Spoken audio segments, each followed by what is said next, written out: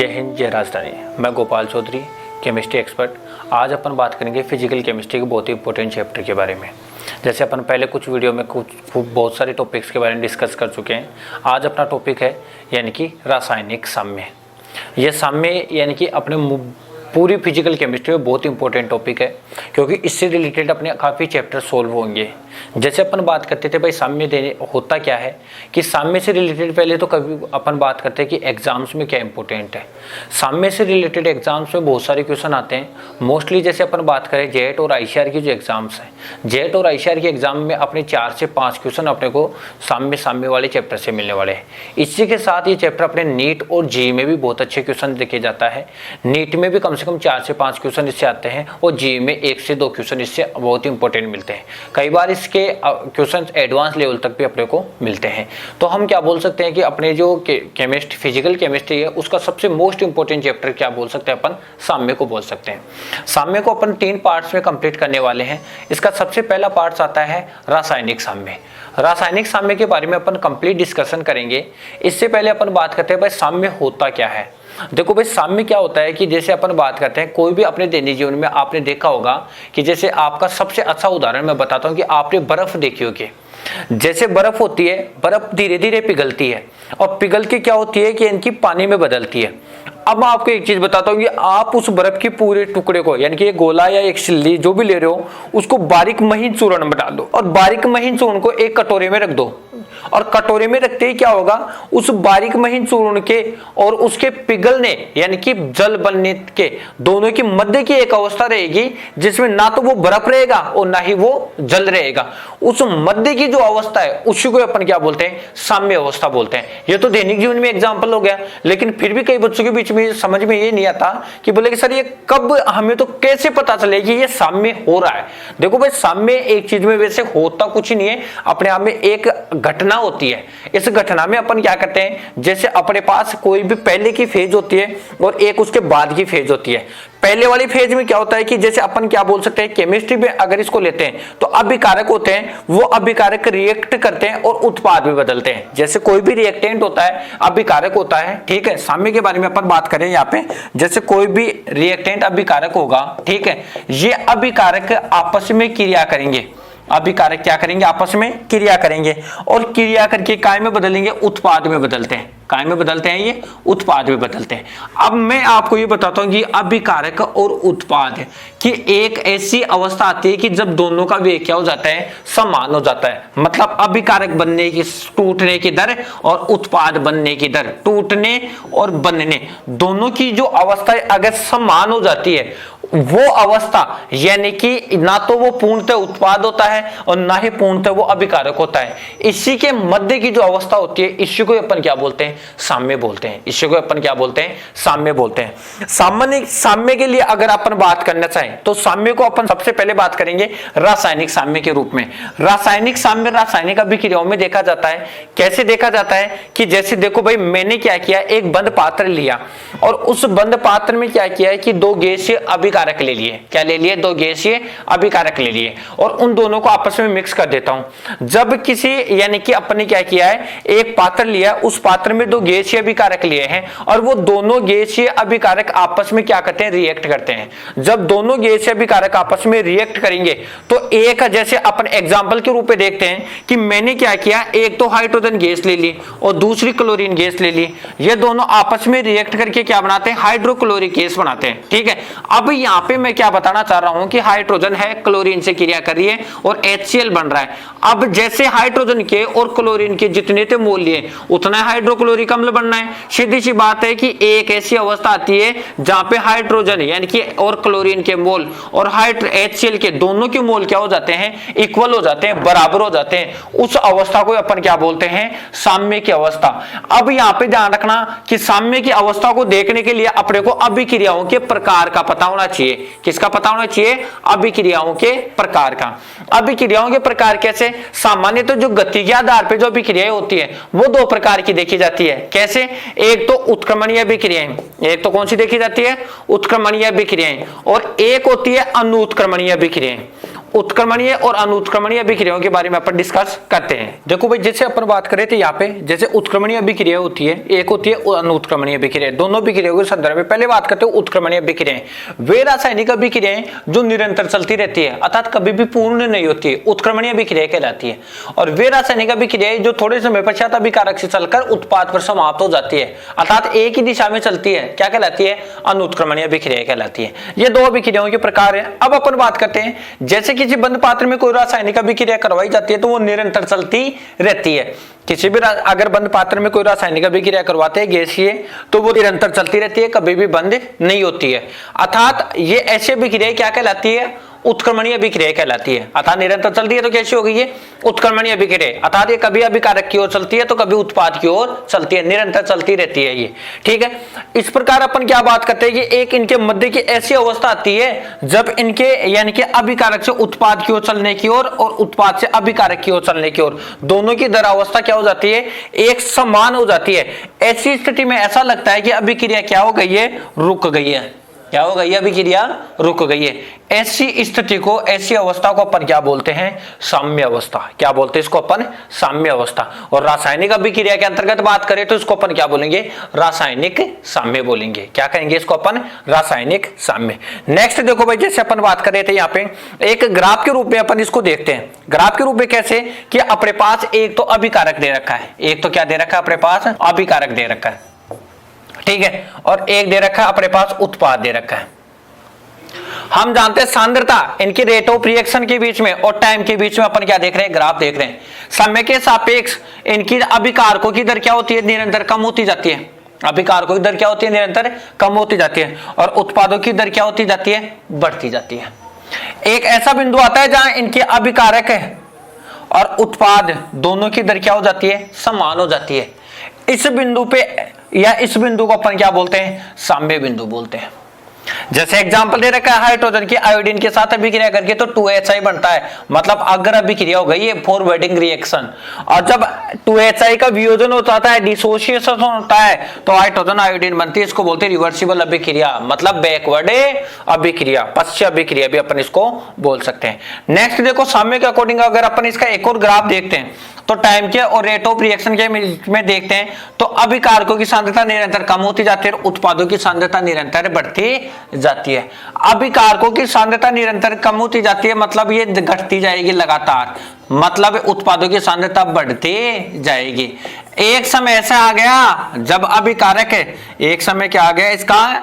ऐसा आ गया जब अभिकारक है, ठीक है, और उत्पाद दोनों की सांद्रता क्या हो गई? समान हो गई। एक बिंदु ऐसा आया कि जब अभिकारक और उत्पाद दोनों की यानी कि अवस्था समान होगी, इसको अपन क्या बोलते थे? साम्य बिंदु बोलते हैं। इसको अपन क्या कहेंगे? यहाँ पे साम्य बिंदु कहेंगे। नेक्स्ट एग्जांपल की बात करते हैं। नेक्स्ट एग्जांपल में हाइड्रोजन तथा आयोडीन को एक बंद पात्र में लेते हैं तो उनके मध्य क्या होती है? प्रभावी संघट होती है। प्रभावी संघट क्या होती है? यानी कि टक्कर होती है जब भी कोई अभिकारक अणु आपस में क्रिया करते हैं। जब अभिकारक अणु आपस में क्रिया करते हैं, टक्कर करते हैं, तो अभिकारक अणुओं की यानी कि जो मात्रा उत्पाद में बदलती है, इसको अपन क्या बोलते हैं? प्रभावी टक्कर। इसको अपन क्या कहेंगे यहाँ पे? प्रभावी टक्कर। अभिकारक अणुओं की जो मात्रा उत्पाद में बदलती है, इसको अपन क्या कहेंगे? प्रभावी टक्कर। तथा जो अभिकारक अणु उत्पाद में नहीं बदलते वो क्या करते हैं? अप्रभावी टक्कर। मतलब जो यानी कि इफेक्टिव टक्कर करते हैं, ठीक है, वो क्या बनाते हैं? हमेशा उत्पाद बनाते हैं। और जो अप्रभावी, ठीक है, अनइफेक्टिव टक्कर करेंगे वो क्या बनाएंगे? कभी भी उत्पाद का निर्माण नहीं करेंगे। अब अपन बात करते हैं, जब इनके मध्य प्रभावी टक्कर होती है तो इस ऐसी प्रकार की जो अभिक्रियाएं होगी उनमें अगर वह पश्च दोनों अभिक्रियाएं क्या होती है? गठित होती है। मतलब एक अभिक्रिया आगे की ओर चलती है तो दूसरी पीछे की ओर चलती है। आगे व पीछे तो ध्यान रखना नहीं रखे, लेकिन ये याद रखे एक तो रिएक्टेंट से प्रोडक्ट की ओर और एक प्रोडक्ट से रिएक्टेंट की ओर। रिएक्टेंट से प्रोडक्ट की ओर होती है मतलब फॉरवर्डिंग रिएक्शन, और प्रोडक्ट से रिएक्टेंट की ओर होती है बैकवर्ड रिएक्शन, ठीक है। इसके बाद में देखो, जैसे जैसे अभिक्रिया अग्र दिशा में बढ़ती है वैसे वैसे अभिकार यानी कि हाइड्रोजन तथा आयोडीन की सांद्रता में धीरे धीरे क्या होती है? कमी होगी, और HI की सांद्रता निरंतर क्या होती जाएगी? बढ़ती जाएगी। एक समय ऐसा आएगा कि दोनों की सांद्रताएं लगभग क्या हो जाए, समान हो जाएगी, दोनों की सांद्रताएं लगभग क्या हो जाएगी, समान हो जाएगी। उस कंडीशन में अग्र तथा पश्च दोनों अभिक्रियाओं का वेग कैसे हो जाएंगे, समान हो जाएंगे। कैसे हो जाएंगे, समान हो जाएंगे।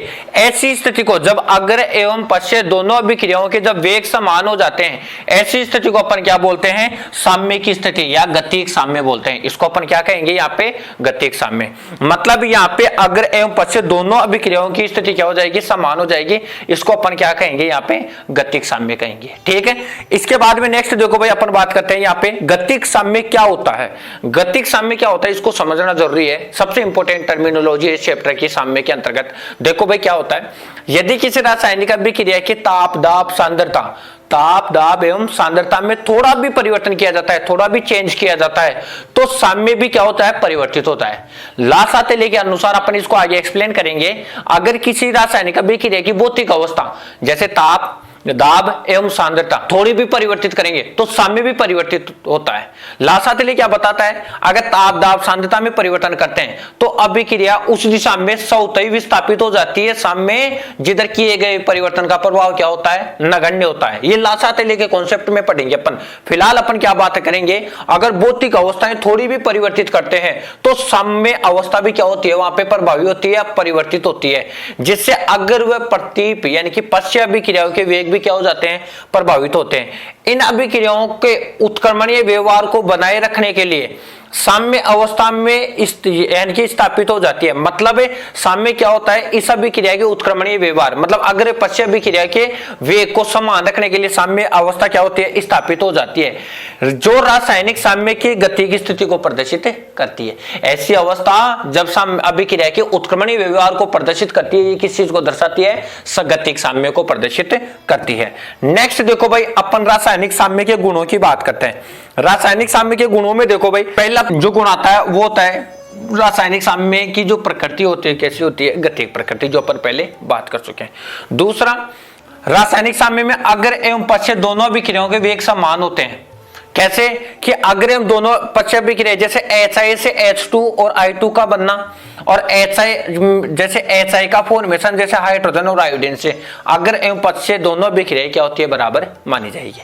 नेक्स्ट देखो भाई, साम्य अवस्था उत्प्रेरक की उपस्थिति से प्रभावित नहीं होती है। उत्प्रेरक केवल साम्य अवस्था को शीघ्रता से क्या होता है, स्थापित करता है। हमेशा साम्य सबसे ज्यादा ताप दाब और सांद्रता इन तीन चीजों से प्रभावित होता है, ध्यान रखना। साम्य हमेशा ताप दाब सांद्रता से प्रभावित होता है, उत्प्रेरक से कभी भी प्रभावित नहीं होता। उत्प्रेरक क्या करता है कि सिर्फ और सिर्फ यानी कि साम्य अवस्था को शीघ्रता से यानी कि स्थापित करता है और बाकी कुछ ही नहीं करता। नेक्स्ट देखो भाई, इसके बाद में अपन बात करते हैं साम्य अवस्था है। साम्य अवस्था की क्रिया कारक यानी कि अभिकारक तथा उत्पाद की सांद्रता रंग घनत्व आदि के साथ ही क्या रहते हैं, स्थिर रहते हैं। नेक्स्ट को रासायनिक साम्य की उत्क्रमणीय विशेषता तभी संभव है जब अभिक्रिया बंद पात्र में करवाई जाती है। खुले पात्र में ये क्या होता है, उत्क्रमणीय व्यवहार को प्रदर्शित नहीं कर पाएगा। नेक्स्ट देखो अपन बात करते हैं जो रासायनिक साम्य है, इसका सबसे मूल और बेसिक कंसेप्ट आता है द्रव्य अनुपाती क्रिया नियम, law of mass action. Law of mass action, द्रव्य अनुपाती क्रिया नियम। द्रव्य अनुपाती क्रिया नियम किसने दिया था, गुलबर्ग तथा वाग्ये ने दिया था। किसने दिया था, ये गुलबर्ग तथा वाग्ये ने दिया था, जिसके कारण अपन इसको गुलबर्ग वाग्ये नियम भी बोलते हैं। कई बुक्स में इसको क्या दे रखा है, गुलबर्ग वाग्ये नियम भी दे रखा है, तो अपने को इसको भी ध्यान में रखना है।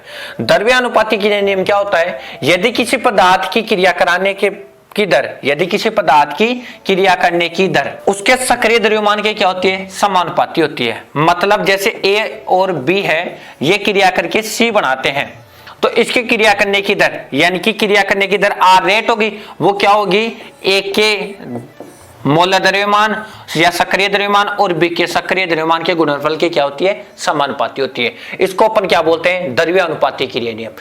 किसी रासायनिक अभिक्रिया में अभिक्रिया की दर अभिकारकों के सक्रिय द्रव्यमानों के गुणनफल के समानुपाती होती है। इसको अपन क्या बोलते हैं, उसके अभिक्रिया की दर बोलते हैं या द्रव्य अनुपाती क्रिया नियम बोलते हैं। नेक्स्ट देखो, एक अभिक्रिया की दर उसमें भाग लेने वाले पदार्थ के सक्रिय द्रव्यमान के गुणनफल के समानुपाती होती है। एक अभिक्रिया की दर उसमें भाग लेने वाले जो भी पदार्थ होते हैं उनके सक्रिय द्रव्यमानों के गुणनफल के समानुपाती होती है। ये क्या कहलाएगा? इसका सक्रिय द्रव्यमान।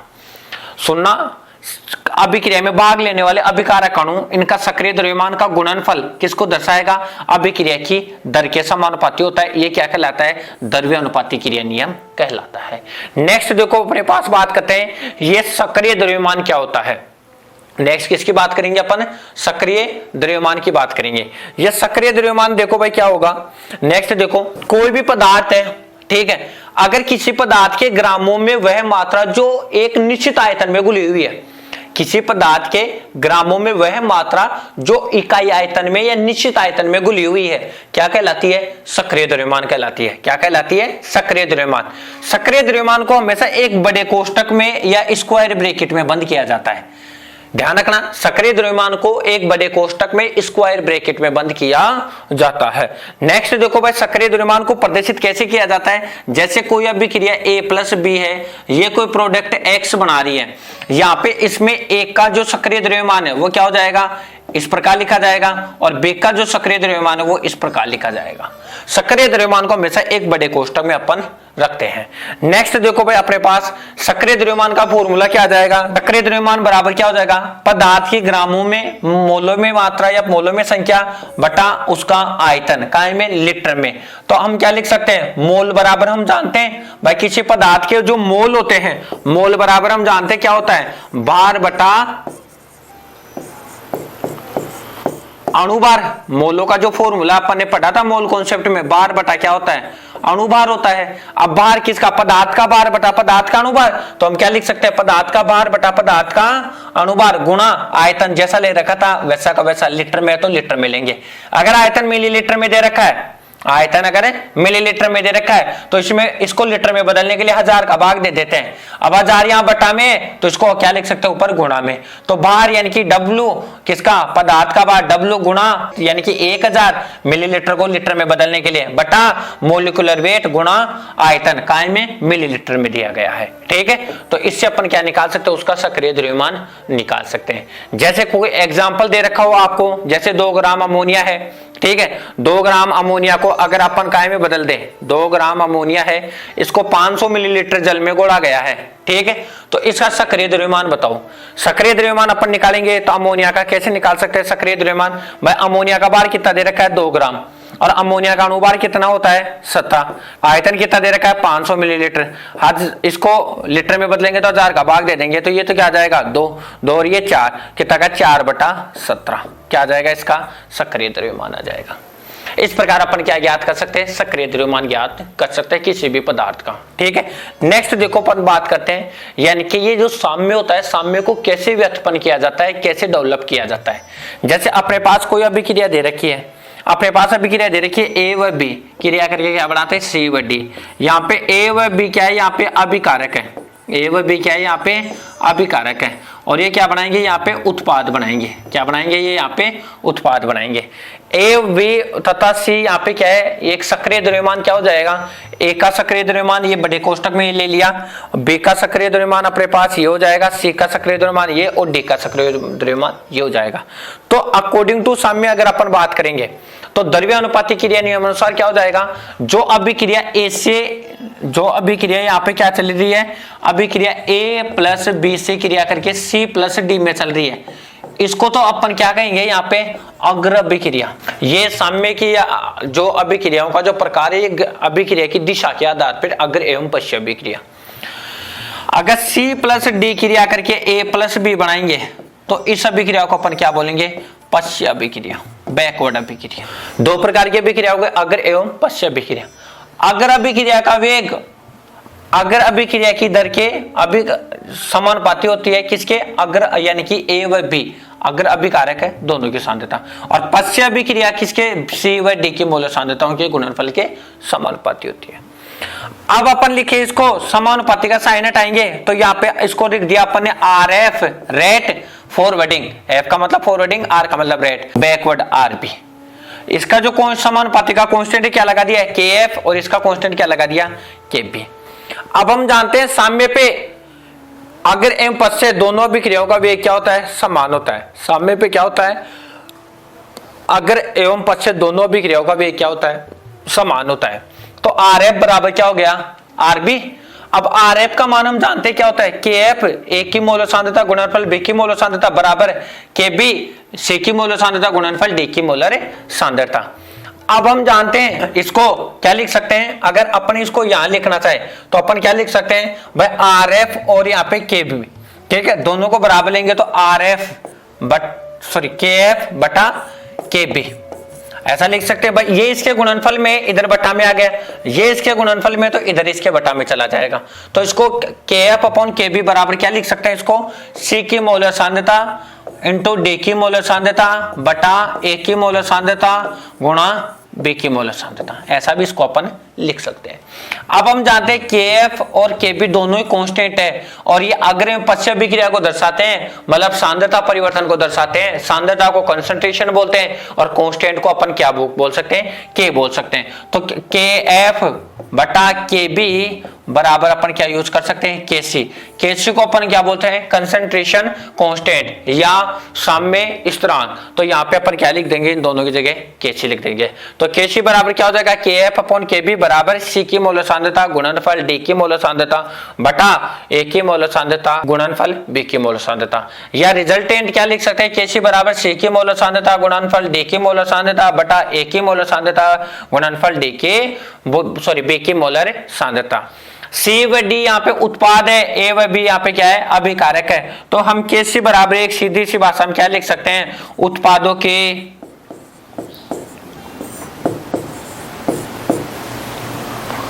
मोलर सांद्रता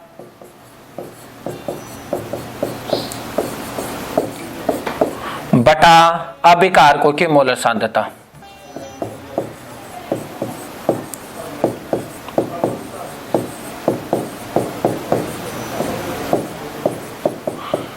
ये भी अपने इसका फॉर्मूला लिख सकते हैं, उत्पादों की मोलर सांद्रता बटा अभिकारकों की मोलर सांद्रता। ठीक है, यहां तक अपने पास क्या ज्ञात हो गया, केसी के मान ज्ञात हो गए।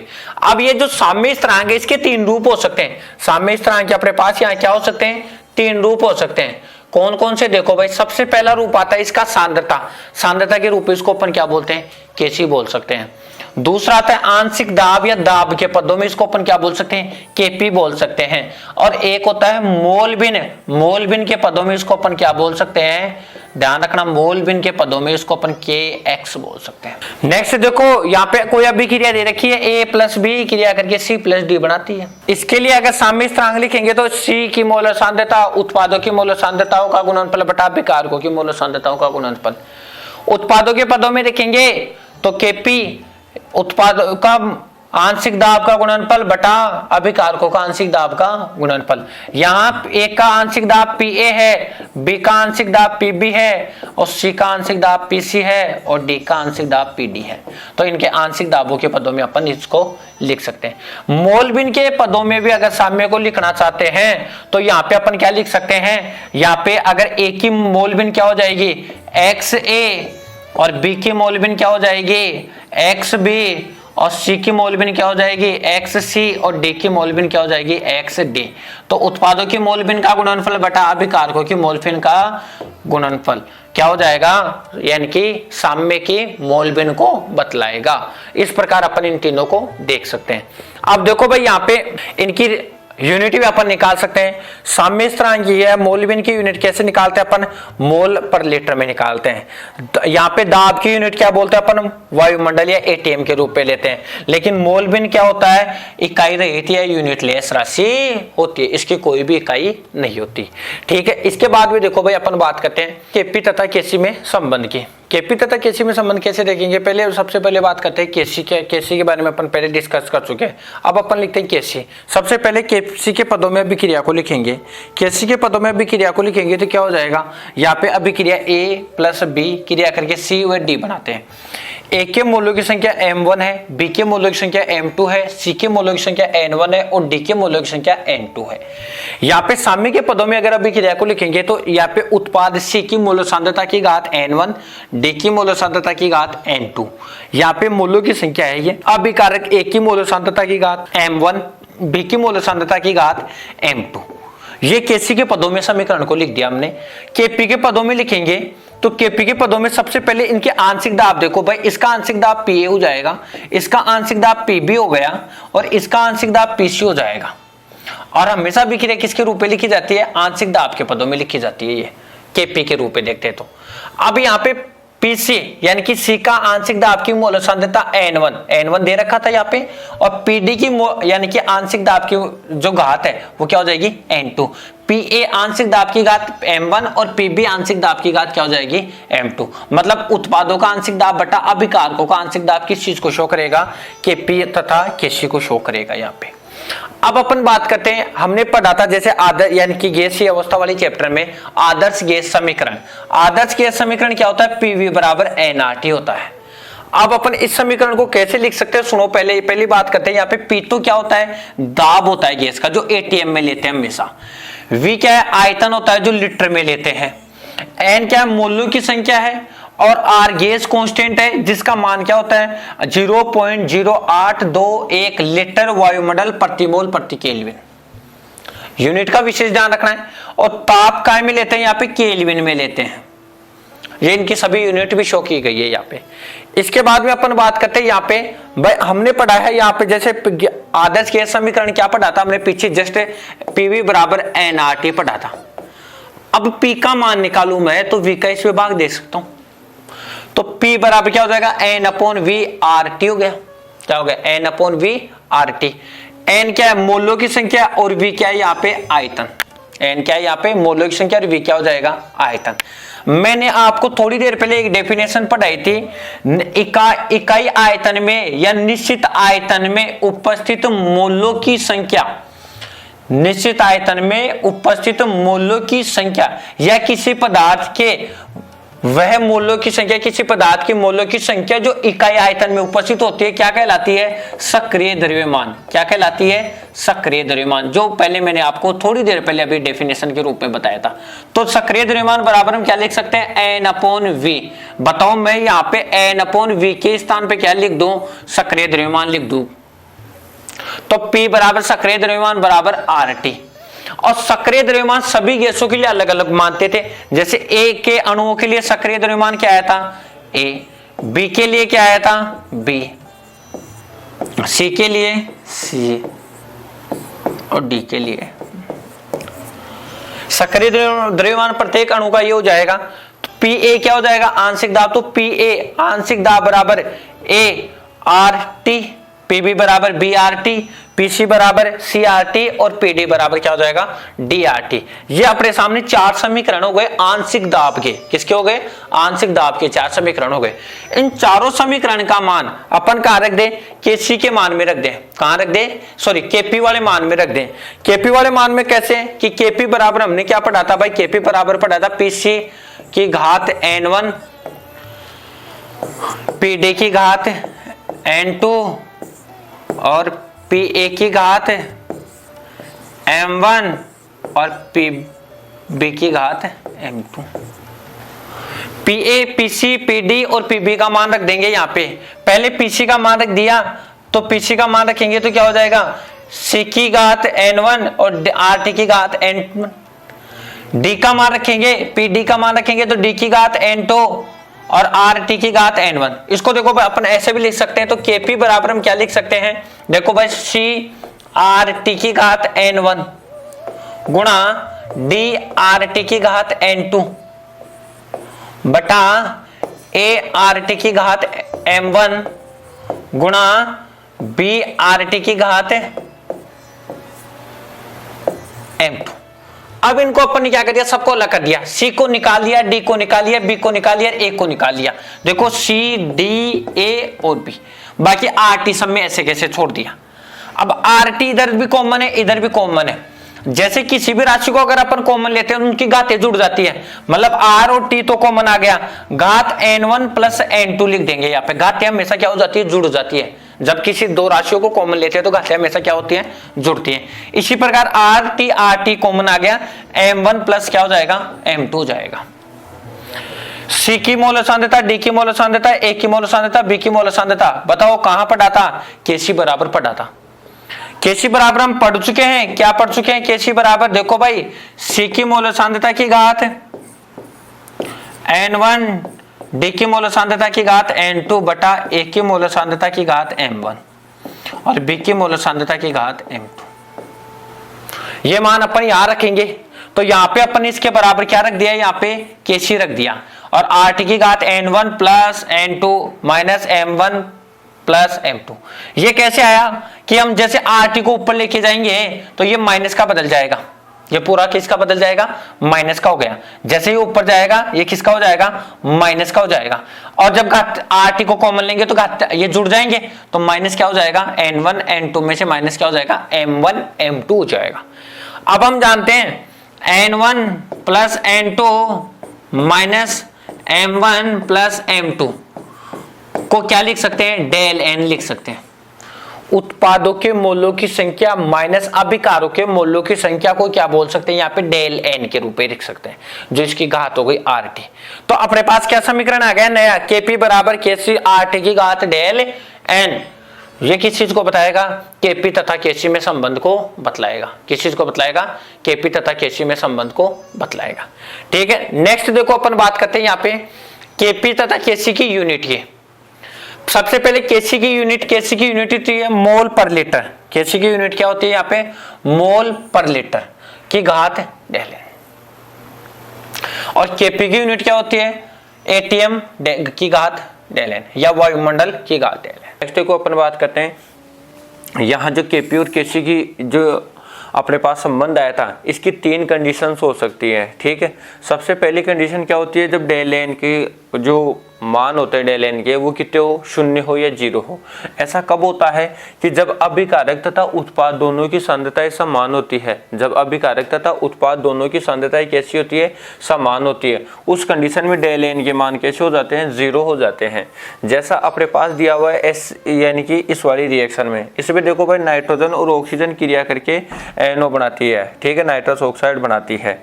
इस क्रिया में 2 ऑक्साइड यानी कि 2 मोल तो इसके दे रखे हैं और 1 मोल इसका और 1 मोल इसका, तो यानी कि अभिकारकों के 2 मोल दे रखे हैं, उत्पाद के भी 2 मोल दे रखे हैं। तो यहाँ पे 2 में से 2 लेस करोगे, ठीक है, तो कितना आ जाएगा, 0।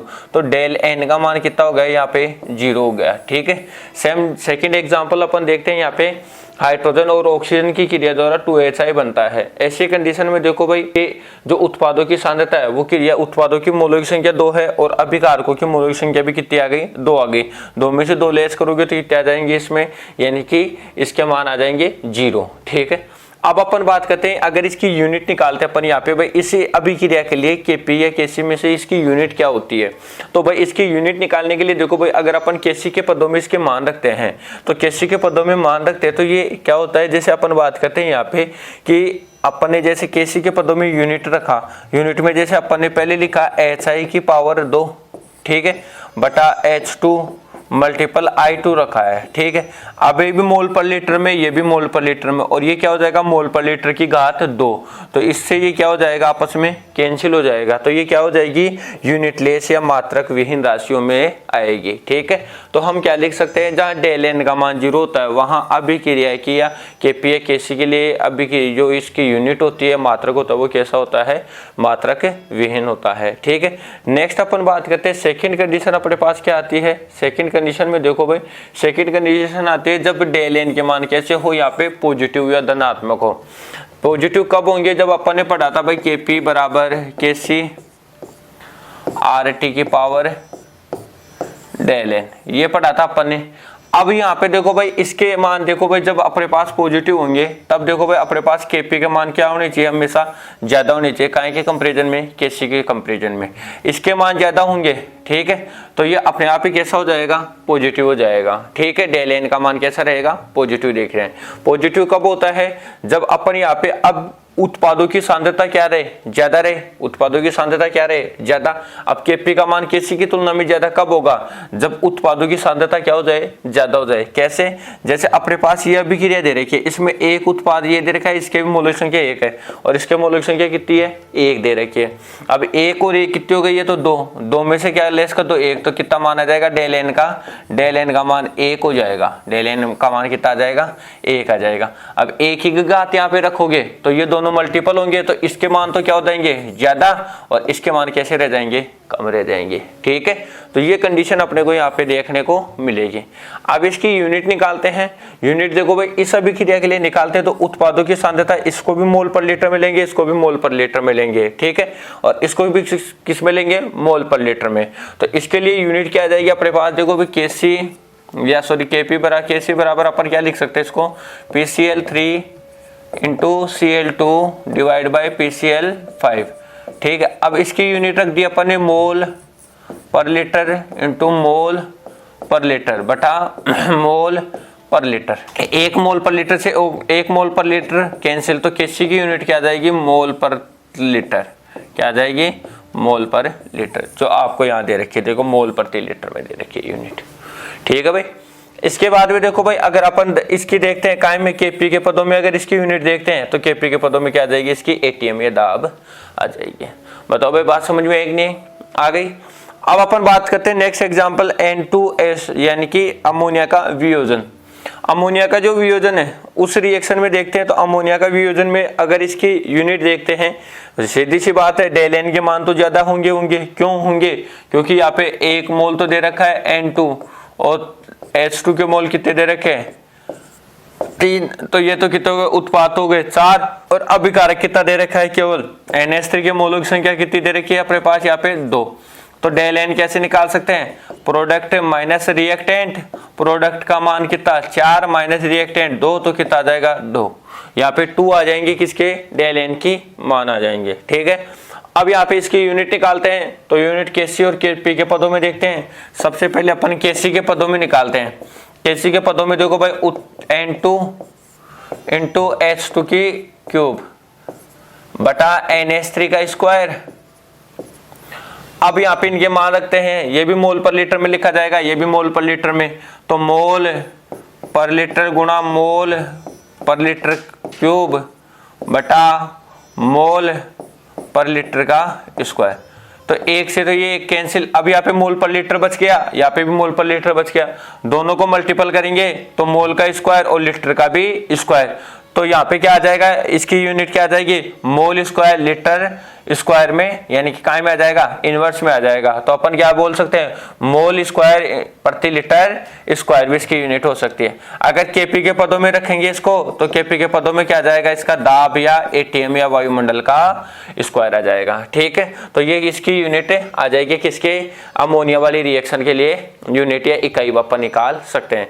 इकाई निकालना आना चाहिए, कई बार क्वेश्चन इसी से पूछ लेते हैं, बहुत छोटा और सिंपल टॉपिक है। ठीक है भाई, नेक्स्ट देखो भाई, इसके बाद में जब डेल एन के मान कैसे हो, यहाँ पे नेगेटिव, जब डेल एन के मान यहाँ पे कैसे दे रखे हो आपको नेगेटिव, और डेल एन के मान नेगेटिव कब होते हैं, इस बात को ध्यान रखना है कि जब आपके पास यानी कि डेल एन है ना, इसके मान कैसे होने चाहिए, माइनस में होने चाहिए, तब केसी के मान तो ज्यादा और केपी का मान क्या हो जाएगा, कम हो जाएगा।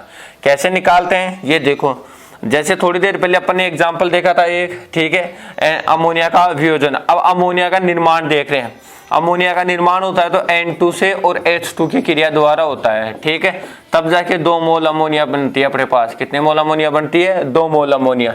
इस सभी क्रिया में देखो भाई 2 मोल अमोनिया किस प्रकार से, देखो अपने पास यहाँ पे इसकी पहले डेल एन के मान निकालेंगे। डेल एन के मानों में देखो भाई सबसे पहले अपन बात करते हैं, यहाँ पे 2 मोल दे रखे इसके। ठीक है, ये उत्पादों की सांद्रता, इसके कितने हैं 4, तो कितना मान आ जाएगा, -2। कितना मान आ जाएगा इसका, -2।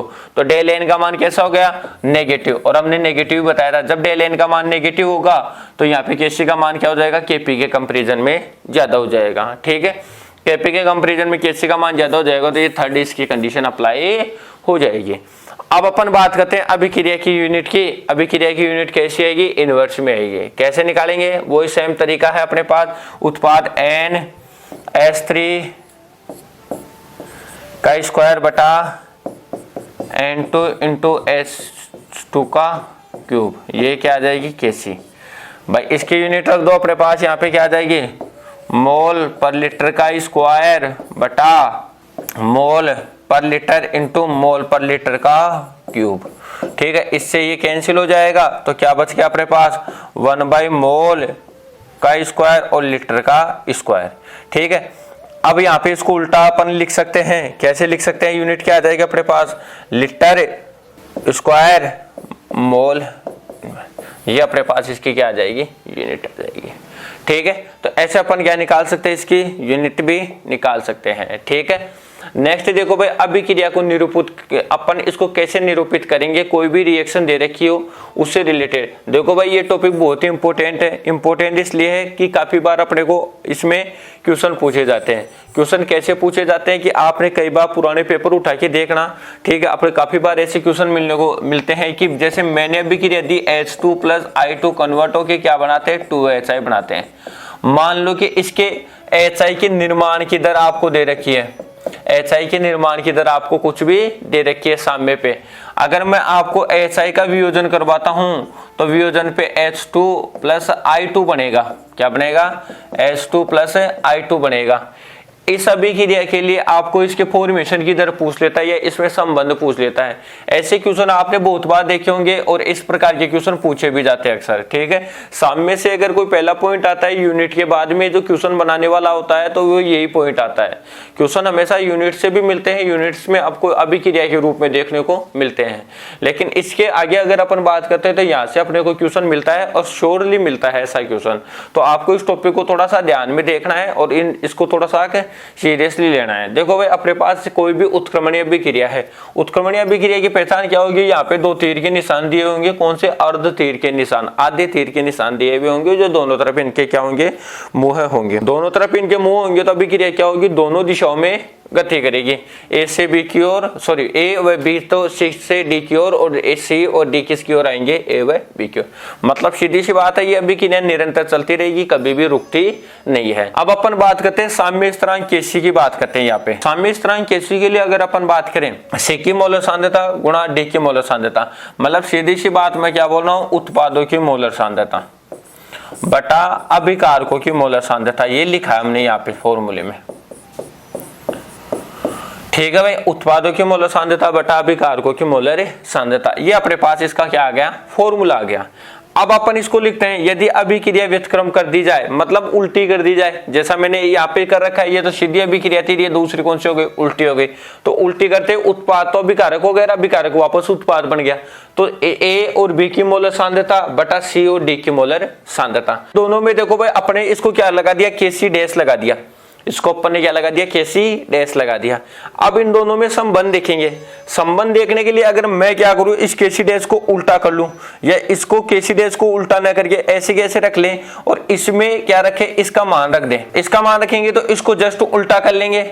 उल्टा कर लेंगे तो ये किसके बराबर हो जाएगा, 1/Kc के बराबर हो जाएगा। किसके बराबर हो जाएगा, ये 1/Kc के बराबर हो जाएगा। तो Kc डैश बराबर, देखो भाई Kc डैश बराबर क्या हो जाएगा, 1/Kc आ जाएगा। हमेशा जब अभिक्रिया को उल्टा किया जाता है, सुनो ध्यान से, जब अभिक्रिया को उल्टा किया जाता है तो ध्यान रखना वो एक दूसरे के क्या होते हैं, व्यतिक्रम संबंध को बताते हैं। कैसे संबंध को बताते हैं, व्यतिक्रम संबंध को। अगर आपको इसका मान दे रखा है तो ये ज्ञात कर सकते हो और ये दे रखा है तो ये वाला ज्ञात कर सकते हो। दोनों को इस प्रकार ध्यान रखना है। ये सबसे इंपॉर्टेंट टर्मिनोलॉजी आ गई इस पॉइंट की। ठीक है, ये फॉर्मूला आपको याद रखना है। नेक्स्ट देखो भाई, अपन बात करते हैं अभिक्रिया की रस समीकरण मिति।